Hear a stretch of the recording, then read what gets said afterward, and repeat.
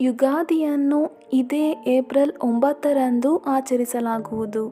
ಈ ಹಬ್ಬಕ್ಕೆ ಸಂಬಂಧಿಸಿದ ಅನೇಕ ನಂಬಿಕೆಗಳು ಮತ್ತು ಸಂಪ್ರದಾಯಗಳಿವೆ. ಈ ಕೆಲವು ಸಂಪ್ರದಾಯಗಳ ಹಿಂದೆ ವೈಜ್ಞಾನಿಕ ಕಾರಣಗಳೂ ಇವೆ. ಈ ದಿನ ಕೆಲವು ವಿಶೇಷ ಕ್ರಮಗಳನ್ನು ತೆಗೆದುಕೊಂಡರೆ ಮನೆಯಲ್ಲಿ ವರ್ಷವಿಡೀ ಸಂತೋಷ, ಸಮೃದ್ಧಿ ಮತ್ತು ಸಕಲೈಶ್ವರ್ಯ ನೆಲೆಸುತ್ತದೆ ಎಂದು ಹೇಳಲಾಗುತ್ತದೆ. ಈ ಕ್ರಮಗಳ ಬಗ್ಗೆ ಇಲ್ಲಿ ತಿಳಿಯೋಣ. ಮನೆಯ ಮುಖ್ಯ ದ್ವಾರಕ್ಕೆ ತೋರಣ ಕಟ್ಟಿ. ಹಿಂದೂ ಹೊಸ ವರ್ಷ ಮೊದಲ ದಿನ ಮಾವಿನ ಎಲೆಗಳಿಂದ ತಯಾರಿಸಿದ ತೋರಣವನ್ನು ಮನೆಯ ಮುಖ್ಯ ದ್ವಾರದಲ್ಲಿ ಇಡಬೇಕು.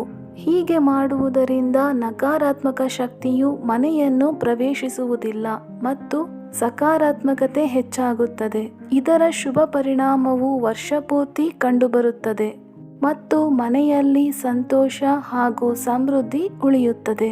ಲಕ್ಷ್ಮೀ ದೇವಿಯನ್ನು ಪೂಜಿಸಿ. ಯುಗಾದಿ ಹಬ್ಬದ ಮುಂಜಾನೆ ಎದ್ದು ಸ್ನಾನ ಮಾಡಿ ಸ್ವಚ್ಛವಾದ ಬಟ್ಟೆಗಳನ್ನು ಧರಿಸಿ ಲಕ್ಷ್ಮೀ ದೇವಿಯನ್ನು ಪೂಜಿಸಿ. ಇದು ಚೈತ್ರ ನವರಾತ್ರಿಯ ಮೊದಲ ದಿನವೂ ಆಗಿದೆ. ಹೀಗೆ ಮಾಡುವುದರಿಂದ ದೇವಿಯ ಅನುಗ್ರಹವು ನಮ್ಮ ಮೇಲೆ ಉಳಿಯುತ್ತದೆ ಮತ್ತು ಹಣಕ್ಕೆ ಸಂಬಂಧಿಸಿದ ವಿಷಯಗಳಲ್ಲಿ ನಾವು ಸಮಸ್ಯೆಗಳನ್ನು ಎದುರಿಸಬೇಕಾಗಿಲ್ಲ. ತುಳಸಿಯನ್ನು ಪೂಜಿಸಿ. ಹೊಸ ವರ್ಷದ ಮೊದಲ ದಿನ ಸಂಜೆ ತುಳಸಿ ಗಿಡವನ್ನು ಪೂಜಿಸಿ.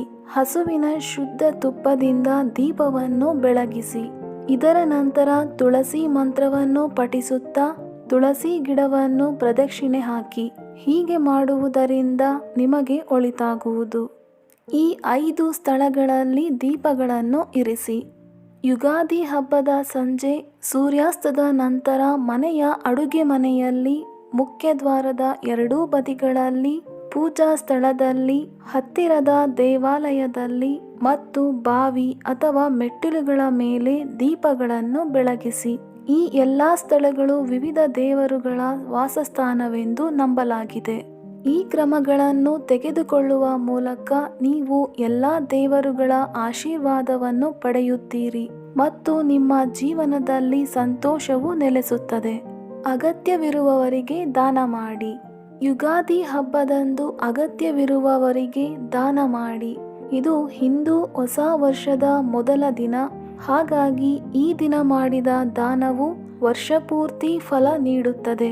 ದಾನ ಮಾಡುವಾಗ ನೀವು ಅಗತ್ಯವಿರುವವರಿಗೆ ಆಹಾರ, ಧಾನ್ಯಗಳು, ಬಟ್ಟೆಗಳು ಮುಂತಾದ ವಸ್ತುಗಳನ್ನು ನೀಡಬಹುದು. ಈ ದಿನ ಯಾರಾದರೂ ನಿಮ್ಮ ಮನೆಗೆ ಏನನ್ನಾದರೂ ನಿರೀಕ್ಷಿಸುತ್ತಾ ಬಂದರೆ ಖಾಲಿ ಕೈಯಲ್ಲಿ ಅವರನ್ನು ಕಳುಹಿಸಬೇಡಿ. Please like, share and subscribe my channel for more interesting videos.